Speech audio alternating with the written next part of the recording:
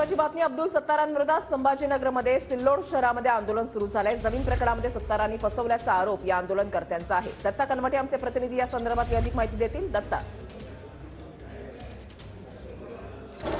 नक्कीच वृषाली, आपण बघू शकता की छत्रपती संभाजीनगर जिल्ह्यातल्या सिल्लोड शहरामध्ये अब्दुल सत्तार यांच्या विरोधात एक अनोखं आंदोलन या ठिकाणी सुरू आहे।